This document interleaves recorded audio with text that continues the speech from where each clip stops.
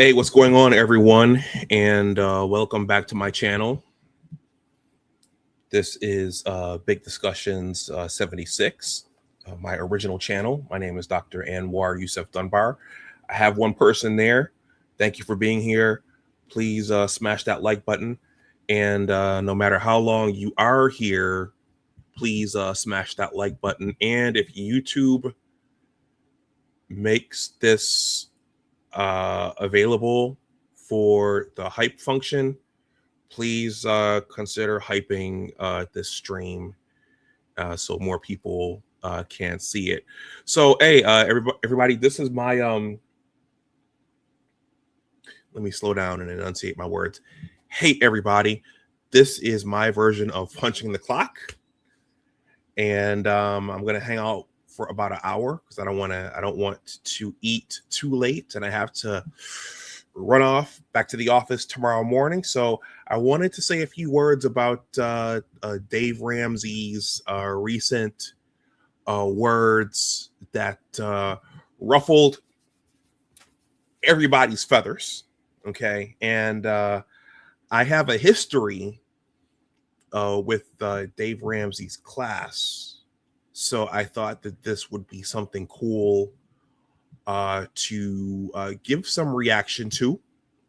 And yeah, I thought this would be worth capturing here because his program did help me out quite a bit. I am on the eve of finishing off one more debt. So I thought that this was appropriate. Crumble Me. You are the first one in here. Thank you for being here, and thank you for watching my my latest science stream and leaving that comment. Engagement, when you're doing something like this, engagement means engagement is everything. People watching your stuff, liking your stuff, disliking your stuff, and then leaving a comment to say, hey, I'm watching on the replay, even if you're just saying I'm watching on the replay. Okay, my version of punching the clock. We have Stefan here as well. You know what? Before I brought this up, I thought that was the Iron Man mask there, Stefan. So thank you for being here, Stefan. Salute to you. I'm going to play the... See, they're starting already. Stefan says,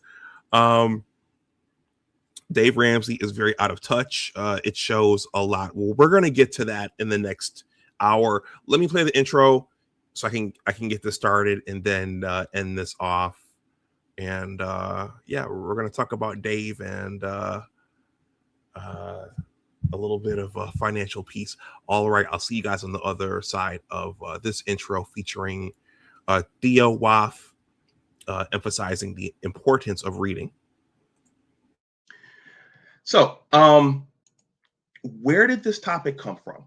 So I'm going to admit that because of where I come from, see, in this world, we're all living in different worlds, and not everybody is privy to the same information. But if I'm out talking to younger people, especially Black boys, what skills should they cultivate at an early age to have a chance to get into cloud engineering? Read. You need to know how to read. This is the one area where we're having an issue. Reading. Can you read? Can you follow instructions? But can you read? So the books I have books here, right? I mean, let's get another one. Gen AI on AWS. Okay, here another one. Automation. How about this one? Agentic AI Bible, right? I've got a whole shelf, and I can literally just sit here for a while and pull books off the shelf. Can you read?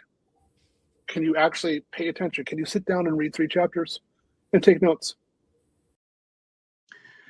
So, where did this topic come from? So I'm going to admit that because of where I come from, see, in this world, we're all living in different worlds, and not everybody is privy to the same information. All right, everyone, welcome back to Big Discussions 76, my original channel. This is the original Big Discussions 76 channel. There are 3 others under this name, and then there's a rail fanning channel out there. I love trains. And then there's another channel that I set up just for writing. But this is the main signal tower here. Salute to our brothers and sisters up in the 51st state, Canada. Andre, salute to you. And Stefan, once again, thank you for being here. He says salute to the chat. So I wanted to give some reaction to this Dave Ramsey thing and his comments on this young lady, this nurse, taking umbrage with her boyfriend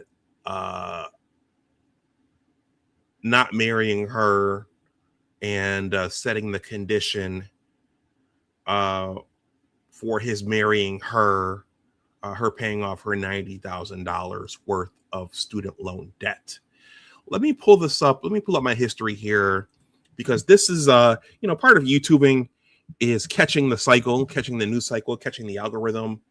And so as per usual, I'm coming in late here, but as they say, better late than never. Okay. And so this clip with Dave and Jade Warshaw, I believe it's Jade Warshaw. This dropped. I'm real late. This dropped a month ago, but last night I was watching. Or was it this morning? I was scrolling YouTube, and Richard Cooper made a video on it. I think Layman's Journal 2. Salute to Layman's Journal 2. He was the first one to give a reaction to it. Crimson Cure gave a reaction to this. Coach Greg Adams gave a reaction to this. So everybody ate off of this advice that Dave Ramsey gave on his channel to this woman who has the $90,000 in student loan debt. So I decided to come on and give some reaction to it. There was something else I was going to put with it, but for the sake of time, I'm going to revisit the assortative mating. It's assortative mating, Ray Alexander's favorite topic. I'll revisit that in another offering. But Dave Ramsey's recent comments. So let me front this. We're going to look at the clip. I'm going to show you a couple things, and we're going to look at the clip. So Dave Ramsey. So who is Dave Ramsey? I don't think I have to explain who Dave Ramsey is. For a number of years, he's had the Smart Money tour. He's had the Smart Money call-in show, even before coming to YouTube. He's a financial guy, okay? And his big thing is paying down debt and becoming financially peaceful, quote unquote. So what is financially peaceful? Okay, financially peaceful in Dave's world is living debt free. Okay, not owing credit cards, not owing student loans, not owing a mortgage, not owing a car note. Being smart with your money. Okay, having an emergency fund, saving in your children's college fund if you have children. So that's being financially peaceful. I helped teach the financial peace class. I helped teach his course at a nearby church here in Alexandria, Virginia. Should I say the name of that church? I mean, it's a popular Black church. It's considered a bougie Black church here in Alexandria, Virginia. I helped teach that class for a number of years, so I'm quite familiar with Dave Ramsey and his course and his teachings. If you guys want to know which church that is, there's a church in Alexandria named after a street, and that street is named after Batman's butler. I just gave you guys a riddle. Okay. Batman's butler. It's a street here in Alexandria, and there's a Baptist church named after Batman's butler. So some friends turned me onto it, and it helped turn my life around.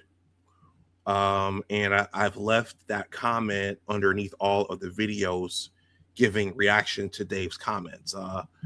His program, his academy, his course, it helped change my life. It helped get me out of debt.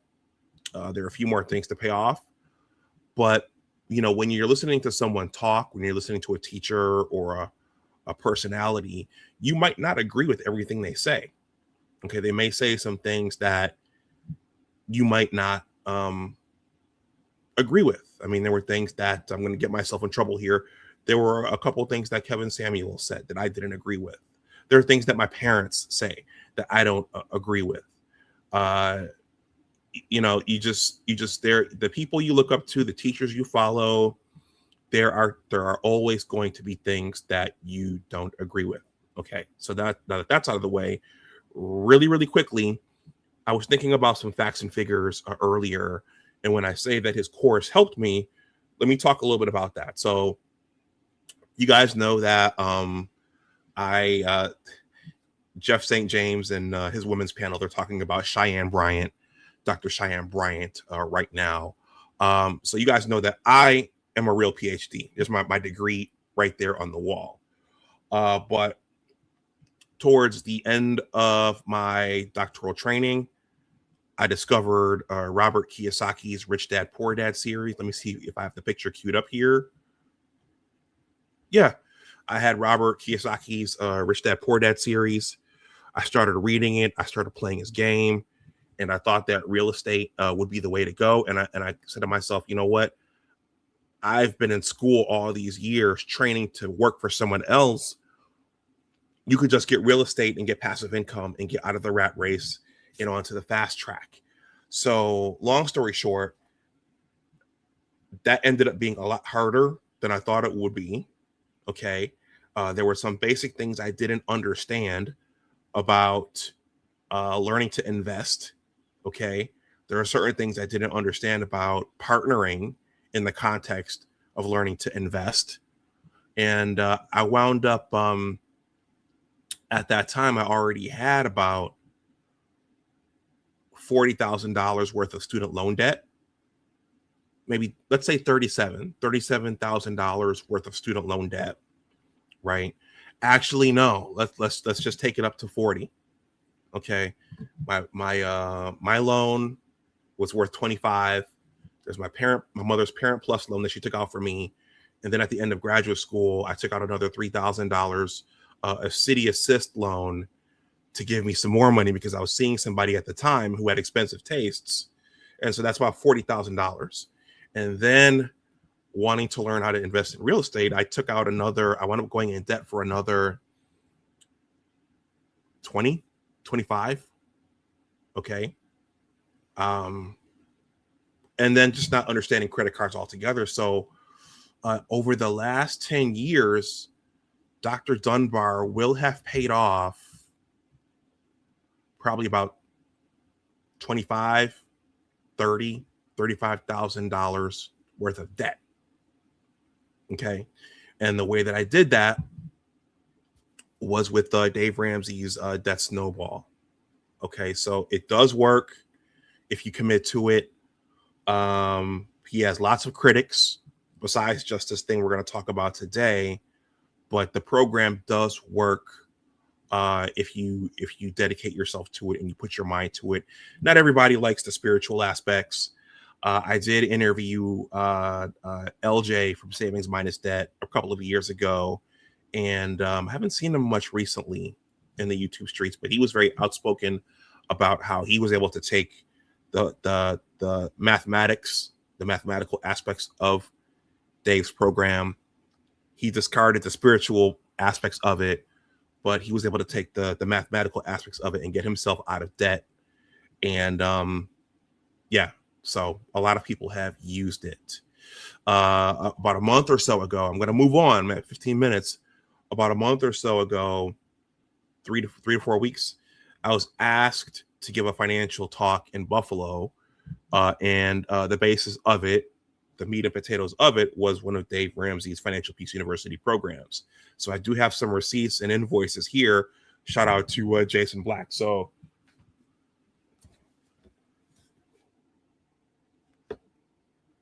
okay, I borrowed this from somebody I taught the class with a couple of years ago, so I could take it to Buffalo with me. So this is Financial Peace. There's Dave right there. So there's that.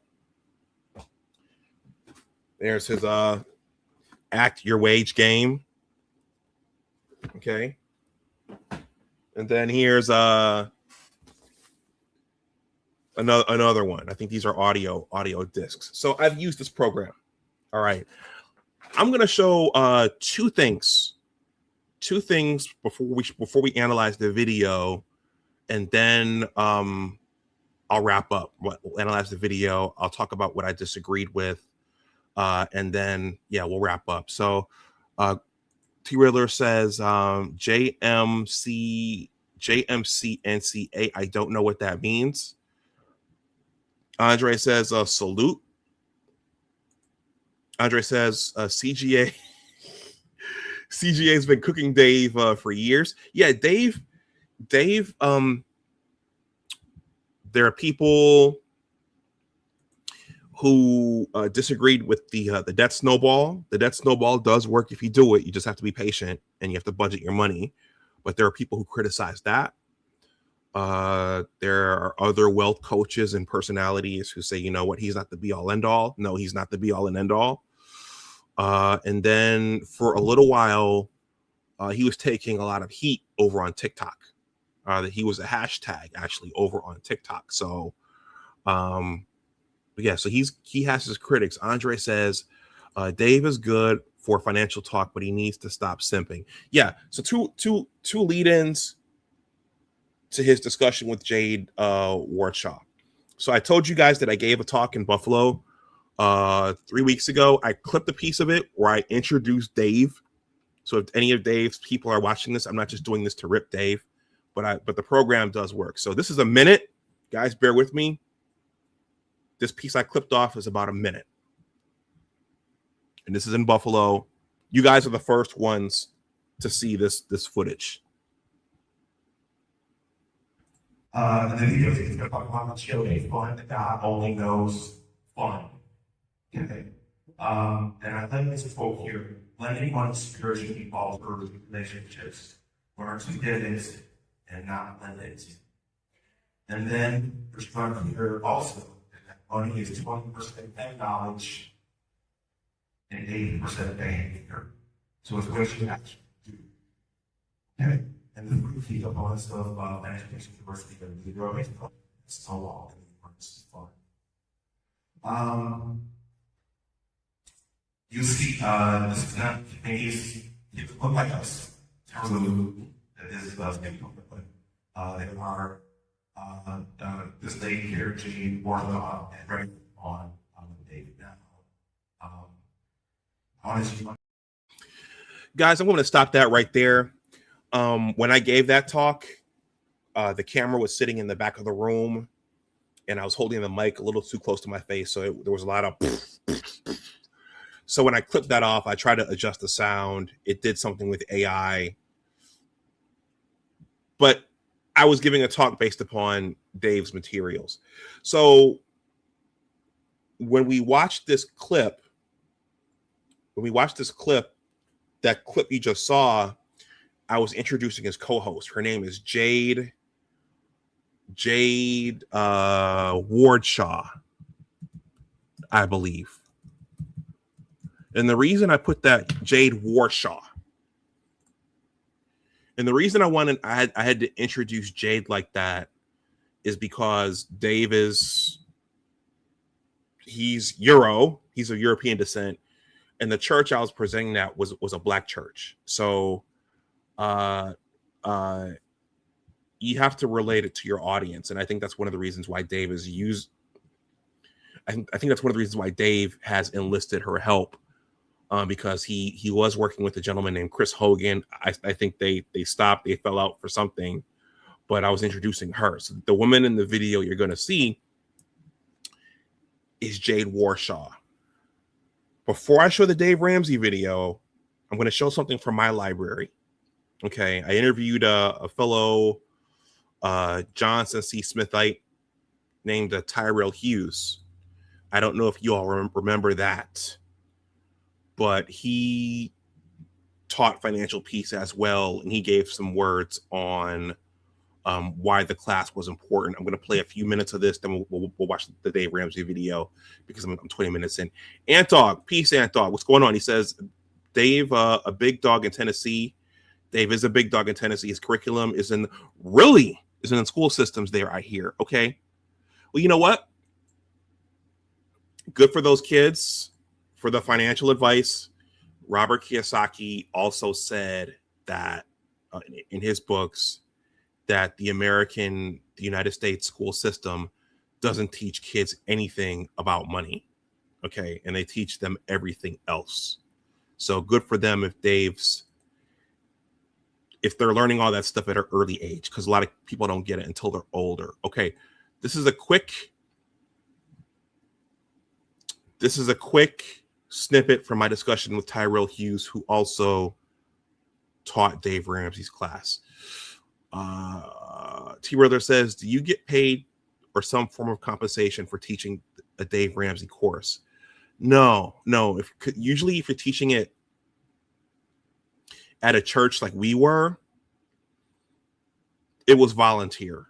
We were volunteers. It was a ministry, T. Riddler. So maybe if you are a part of his company, everyone in his company is probably getting paid. But us taking the information and disseminating it, we weren't getting paid for that. Anything extra. All right. This is from my discussion with Tyrell Hughes. This is going to be very, very brief. This is from January of 2024.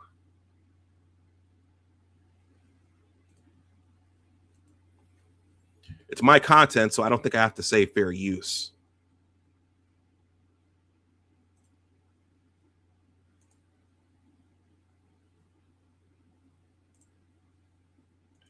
Please smash that like button, guys.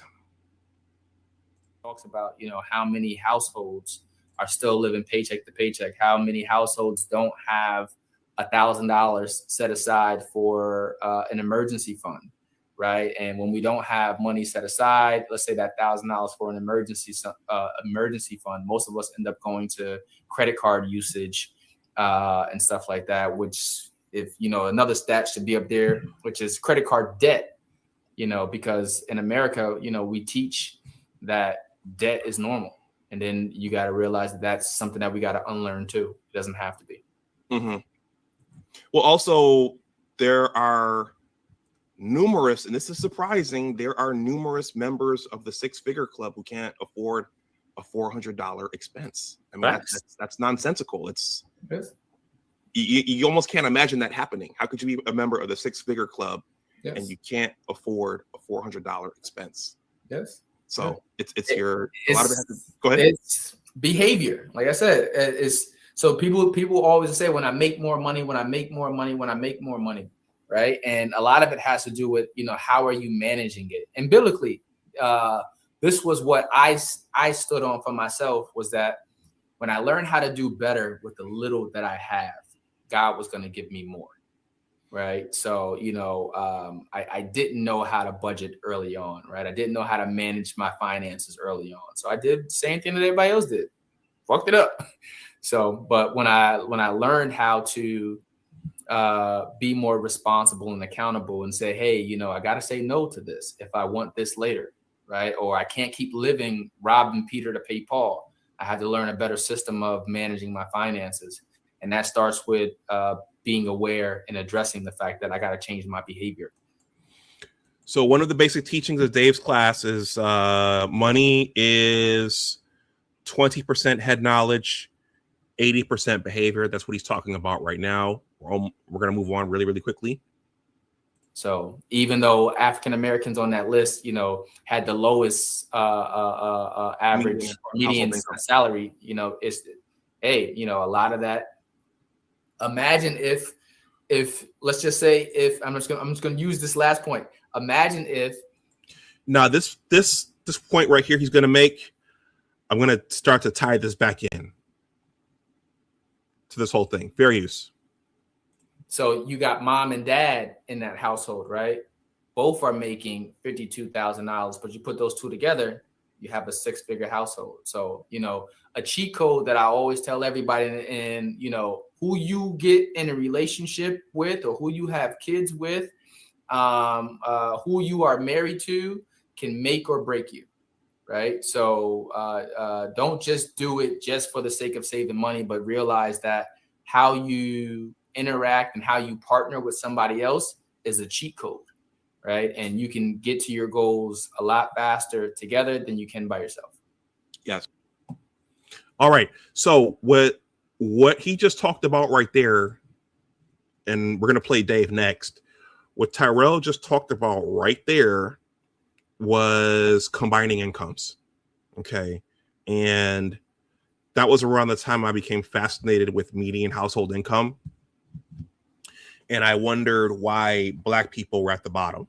Okay, well, we have a lot of single people in the Black community, whereas a lot of Indian people, Asian people, many of our white brothers and sisters, they're marrying. Okay, so what Tyrell just suggested was that stacking both incomes is a gateway to wealth.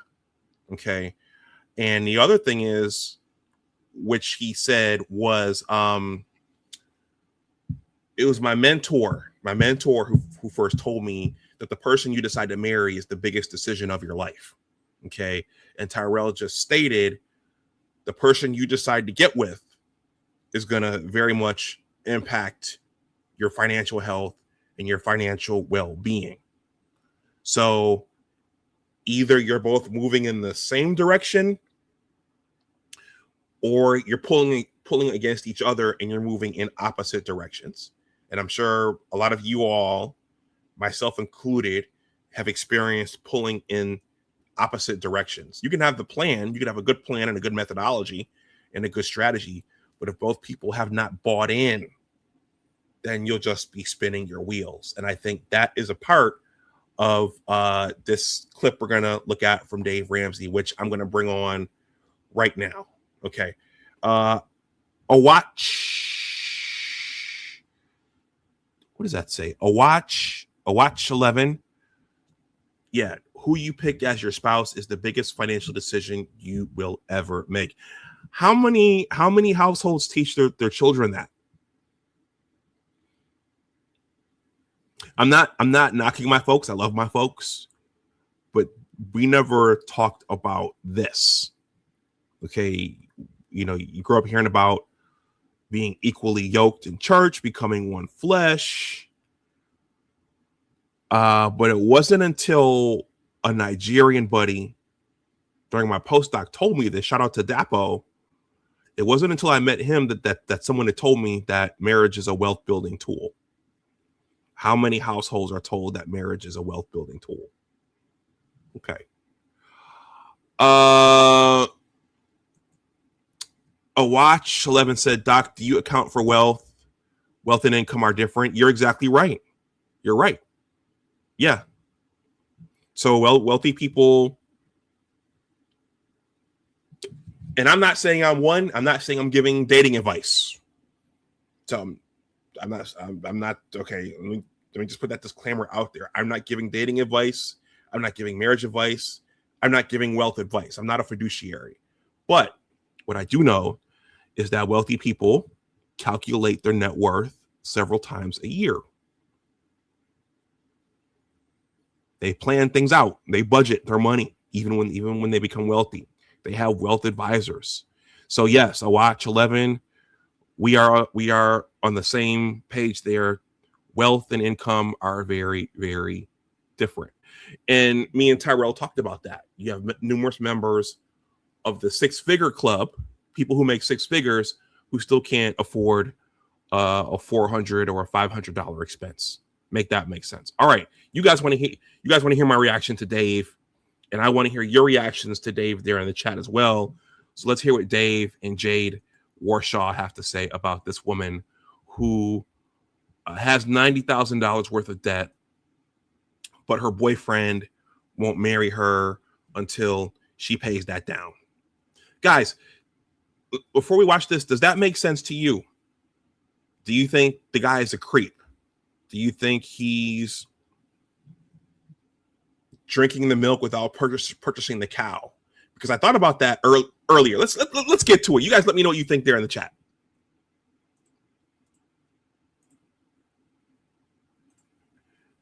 So, my boyfriend makes, this is called My Boyfriend Makes $250,000. So guys, right now, $100K, $100,000, 6 figures.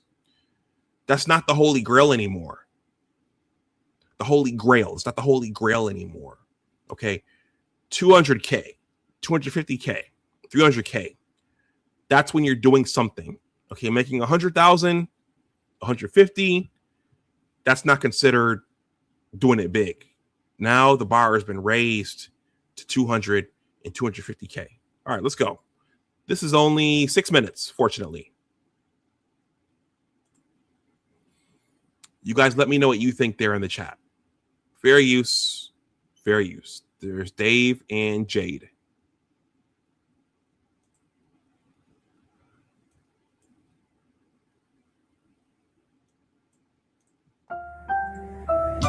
If your private student loans are in default, you're not out of options. Go to yrefi.com/Ramsey. I've been with my boyfriend for a little over 6 years, and I graduated in December 2023 with about $160,000 of student loan debt.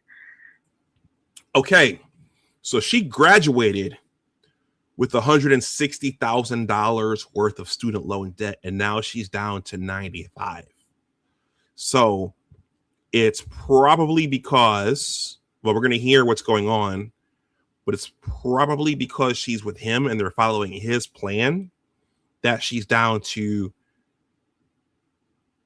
95. Fair use, fair use. I've paid off a lot. I have about $90,000 left. Way to go. Thank you. So you're what, 24? I'm 26. 26. Okay. And what's your career? I'm a nurse. Oh, good for you. Okay. And so you got 90,000 left. All right. Mm-hmm. And my boyfriend makes $250,000 a year, but he does not want to propose until I'm completely debt free. Okay. So that is the backdrop for the call. Okay, my boyfriend makes 250, but he doesn't want to propose until I've paid it off. So that's her grievance. That's why she's calling. She's paid down 70K. Okay, but she's like, you should propose to me now. Interesting. You're not going to like me. If you were my daughter, you want to know what I would tell you? What? Dump him. Yeah, I mean, he's a great guy. No, he's not. No. So this is where a lot of the backlash toward Dave is coming. He just told her to dump him. Okay. Let's keep going. And you guys who are still here, let me know what you think about any of this. No, he's not. No, he's not. He's making you prove your worth. Based on money. Yeah. To him. You're having to buy your way into this relationship. Okay. Right there. These positions, Dave, Jay just said he's making you prove yourself. Dave just said he's making you buy your way into this relationship. Is that true? Is that what this gentleman is doing? Okay. This is where a lot of the backlash toward Dave is coming from. Nope. You're a princess and you deserve more than this. Okay. That's one of my disagreements right there. Is Dave says you're a princess. Okay. You're too good to have this happen to you. Okay. He doesn't know anything about this woman. Okay. And actually, during the financial peace course, maybe it's the first module, maybe it's the second module or the third module, he says, he gives the stereotypical spending woman and says, you're not a princess. You don't deserve everything. But he tells this lady right here, you're a princess. And what that's, in my opinion, what that's going to do is it's going to give her a sense of entitlement. And it's going to cause her to feel ungrateful for what this guy is doing for her, which we're going to hear about in a moment. A Watch 11, thank you for commenting. He says, as a man, society will say he's wrong. If a woman says that, then society will say, go girl. Yeah, there's that. He says, if the roles were reversed, Dave would say something different. Okay. If the roles were reversed, if she was making $250, she probably, if she were making $250K and he had the $160,000 worth of debt, depending upon what he's doing, she may not even give this guy a look because she's making more and he's in debt. Okay. So there's a lot here. But what people are seeing is that he won't marry her. He won't marry her just yet. And that's cruel. The reason I've been able to put majority of my paycheck towards my loans is because he does pay for all our rent. Oh, okay. So there we go. So there's the caveat. The reason I'm able to pay down my loans is because he's paying all of the rent. Okay. I don't know where they live, but do you guys know what ballpark what the median rent is today? Let's do a quick let's ask Google.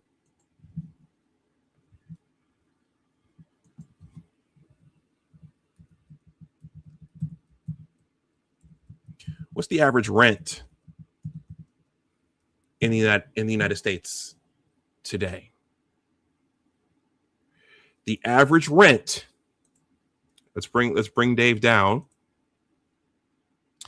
The average rent in the United States today, according to this quick AI, is $1,650 to $2,000 a month. Okay. So that means, depending upon where they live, okay, if the rent is $2,000 a month, she's saving $24,000 a year. And every year she's able to put $24,000 on that student loan debt. Okay. Let's go with the 1,600. Let's go with the 1,600.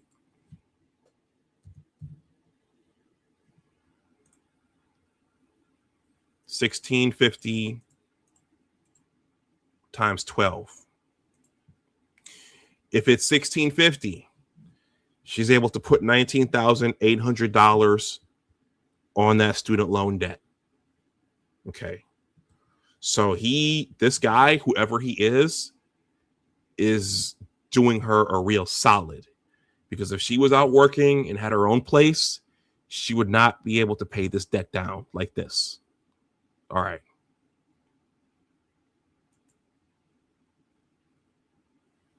Let's go back.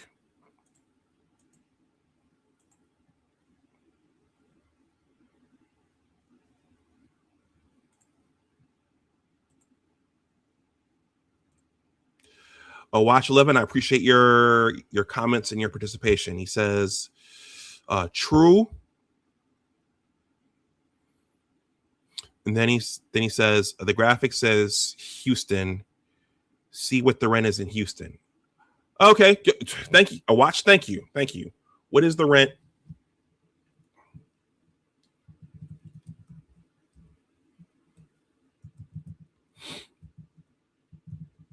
in Houston?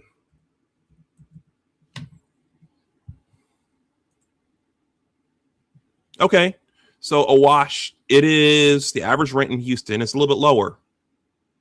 The average rent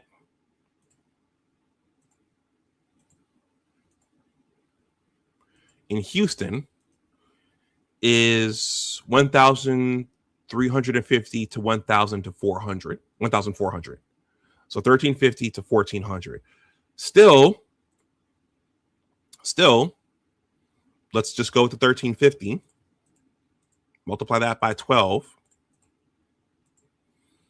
She's able to put $16,200 on that student loan debt every year. Okay, so it'll take about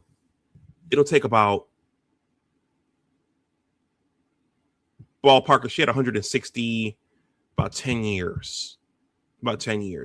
Crimson Cure. Now, then the question is, you know, Dave is going to get to this with it taking that long. Will he want to marry her at the end, or Crimson Cure? Kendra Davis stated that what he's probably going to do is once he sees it go to a certain amount, he'll probably marry her. But I think the key thing is he's probably curious as to whether she's going to do it. Is she actually going to do it? Because things change. Once they get married, things will change. I think that once they get married, legally, what are the legal ramifications? Will he become responsible for the debt himself? And if she gets bored or unhappy, will she just leave him with the debt? Okay, this is the reality of our lives today. This isn't our parents' or our grandparents' world 60, 70 years ago, where the man was the breadwinner, the man was the sole income, and the woman wasn't coming in with any college debt. Okay, but also back then they didn't have no fault divorce where someone can just leave because they're bored or they're unhappy. So yeah, it's not just as simple as, well, you should just marry her and that's it. Okay, is she actually going to do it? Is she actually going to commit to doing this? Okay, for the both of them. Let's finish this up. This is only 6 minutes.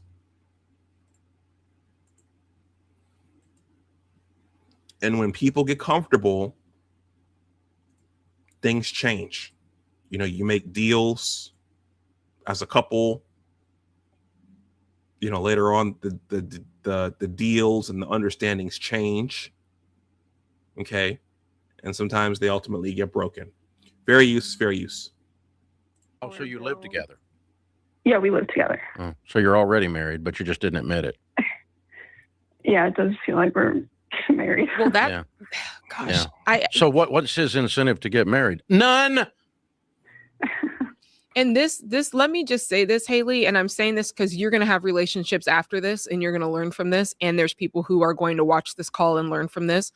This is precisely why, one of the reasons why living together before marriage it's a bum idea. It's not a good idea, because what happens is you start to make bad relational decisions based off of the financial gain and based off of the pressure that you've already put on yourselves. Yeah. It's a lot easier to walk away from a messed up relationship when he lives over here and she lives over here, and we just get together when it's time to go on our dates. It's a lot easier to go, you know what, this guy's a bum, I'm going to walk away. It makes it a lot more difficult when suddenly you're in the same house and then you're splitting the bills and then he's paying for the rent. It makes it very hard to make the natural transitions that we would have made if we had not applied that amount of pressure. So you move forward in a toxic, unhealthy relationship. By the way, did any of your parents recommend that you live together first before getting married? That's something my father strongly encouraged when I was younger. You should live together for a little bit before you get married, because you'll see the real person, when you live with them. So which is it? Now I'm at a point now where I realized that all my dad's advice wasn't solid, but there are parents who encourage that. Well, you should live together for a little while before you tie the knot, so certain things. The flip side is, and I think the other thing that's happening with this couple is the cow in the milk. He's probably getting to drink the milk, and he hasn't bought the cow. So her feelings are probably really, really wrapped up in, okay, we're doing all this marriage stuff, and we're doing the forbidden dance, and he hasn't made me his wife. So there's a whole lot rolled up here. But today,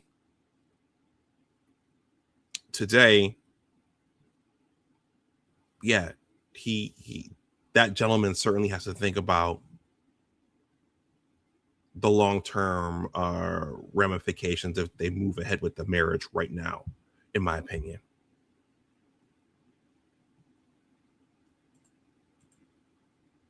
And that's another thing I mentioned. Debt is a big deal. That is a big deal. And going back to LJ from Savings Minus Debt, on his platform, one thing he was very outspoken about was dating a woman if she had debt, or using her, how should I say this? Her having debt being a determinant about whether or not he would get serious about her. That's something he talked about on his platform. And people are looking at that now. And he said something else here that he basically communicated that he would not take someone seriously if they had a lot of debt.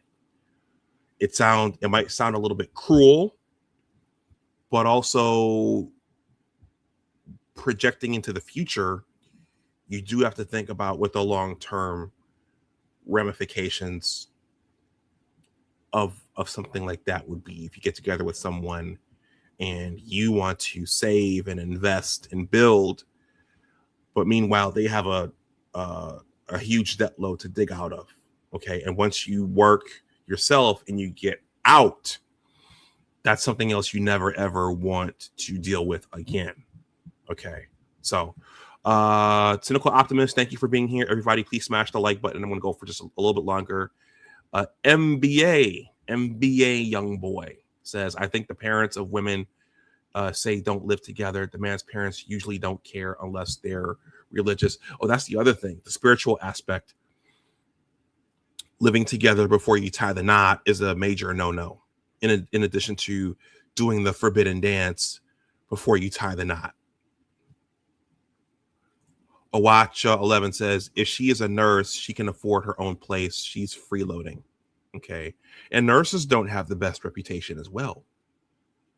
So Awatch 11 says, if he makes $250, I bet his apartment is very upscale. She doesn't want to leave that cash cow, LOL. And then Ken says, I don't think it's so much the debt. He wants to make sure you two are on the same page in dealing with it and then staying away from it. Yes, I think he's trying to see what she's going to do and if she's going to buy into his leadership and his thoughts on how to best handle this. Everybody else is saying, okay, he's a creep. He's not going to marry her. He's just using her. He's drinking the milk without buying the cow, et cetera, et cetera. Let's finish this up. But this is not our parents or our grandparents' society and culture. So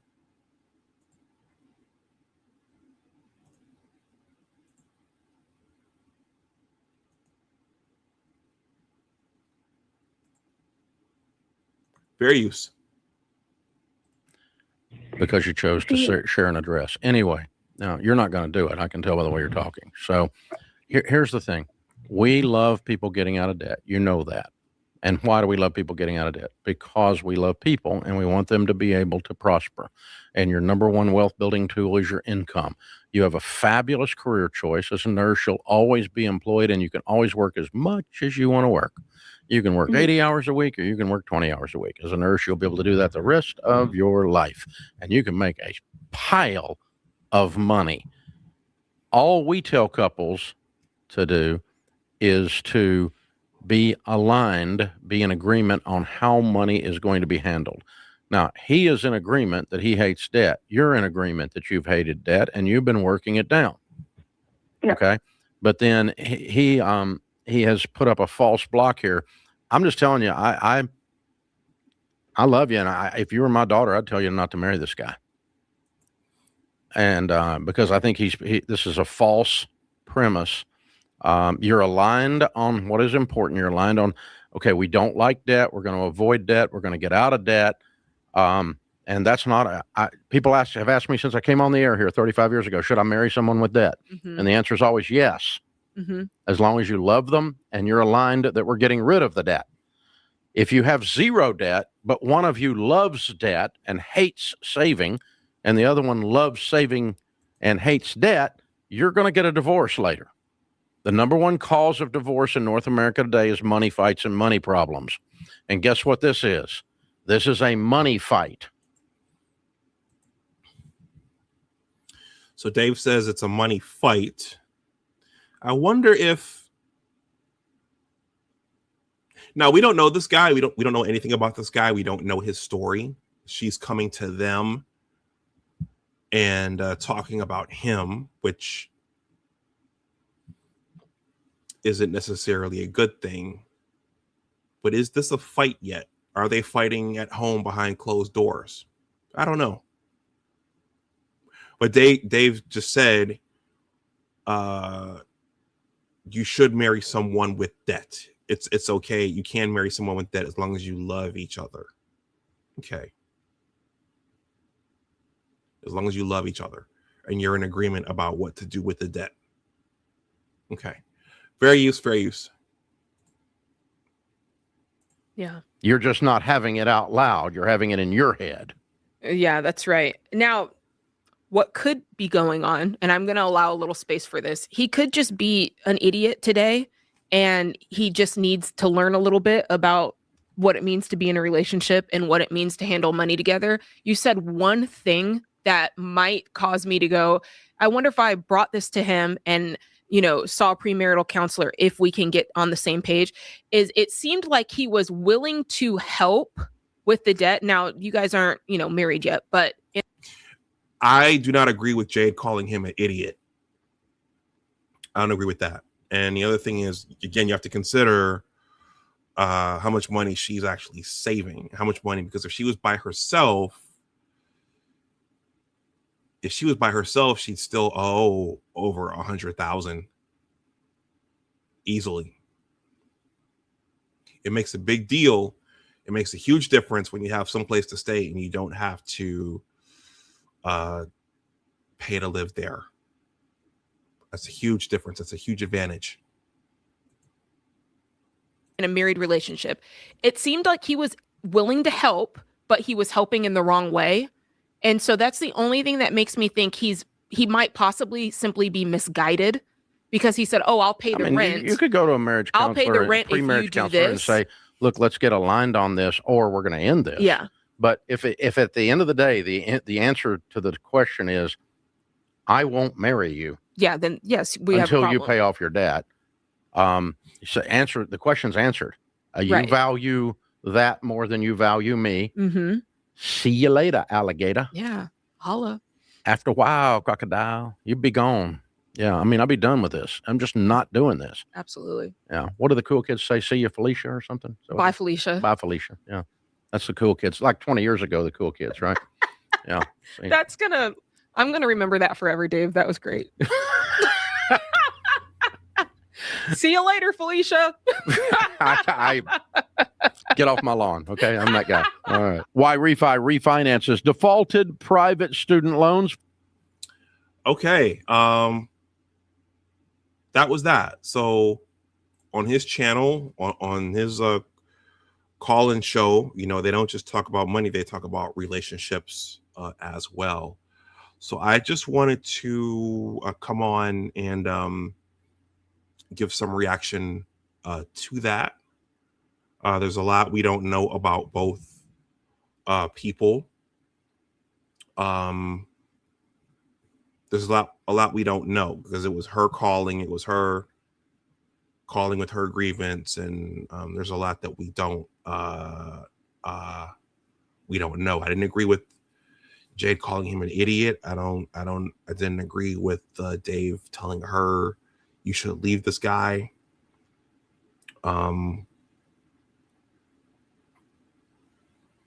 There's just a lot we don't know about that situation. Okay, in my opinion, to make those judgments. And when you work hard to get to a certain place, you know, as a man, because things are different for us, for the genders. When you work hard to get to a certain place, you don't just willy-nilly expose yourself. Ideally, you don't expose yourself. So, a Watch 11 says, I seen Jade. I can't take advice from her seriously. I try not to listen to. Okay. Okay. I guess, well, you said she's a divester.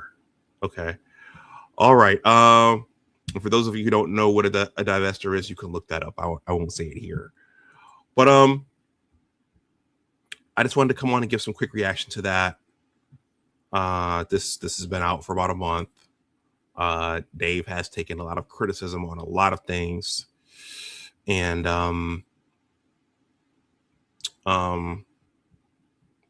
you have to be careful. You know, this lady called in. We in the viewing audience don't know anything else about her besides what she just said, and we don't know the guy. We don't know anything about the guy. He hasn't come out and given his side of it. And yeah, it's just a different world today than it was yesterday. This college thing, the many of the laws that were signed into place about student loans not being dischargeable, we can't write them off. And then, you know, this push to put both genders in school, and then to just hand out these student loans so easily, it's made things very, very complicated for everybody. So anyhow, with that, I'm going to wrap up. I think the next one we'll cover, we're going to revisit $250,000. And I think we're going to talk about Ray Alexander's favorite topic, assortative mating. I'm not a dating coach. I'm not giving anybody relationship advice. I'm giving reaction and commentary on the events of today. So with that in mind, everybody, I'm going to wrap this up. I'm going to eat and get ready for tomorrow. Please smash that like button. If you're not subscribed to the channel, please consider subscribing. Let me know what you think about any of this in the comments section below. And if you are a part of the replay gang, if YouTube gives this stream the hype function, please hype this stream so other people can see it. I am a published author. My book is The Engineers of Western New York Basketball Story Part 1, Innocent Basketball Dreams. It's a story about, finding your way as a young man. It's not just about basketball. For my YouTube subs, I'm selling the hardcover for $27 and the paperback for $22 if you want to use one of those methods in the ticker. This is also available on Amazon in the hardcover, paperback, and ebook editions.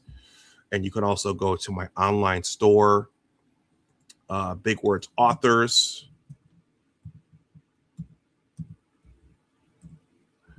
If you use the coupon code GoBlue, that will take $5 off of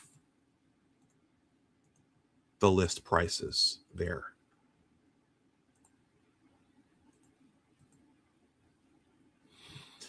All right, everybody. Thank you to everyone who was in the chat and gave some reaction and participated. This is just punching the clock, and look out for the next one. As always, remember that your attitude determines your altitude.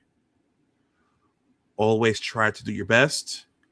Take care, and I'll talk to you the next time. T. Riddler, you always got to do that, man. You always got to do that. Always got to get those comments in there. You know, when I'm talking about something political, it's Abby Phillip, and now you're talking about Jade. But here you go, T. Riddler. Look at this.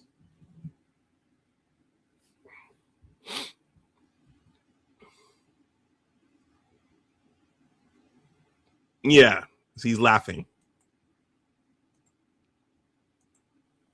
He's laughing. He likes the mischief. All right, everybody, have a good night. I will talk to you the next time. Bye-bye.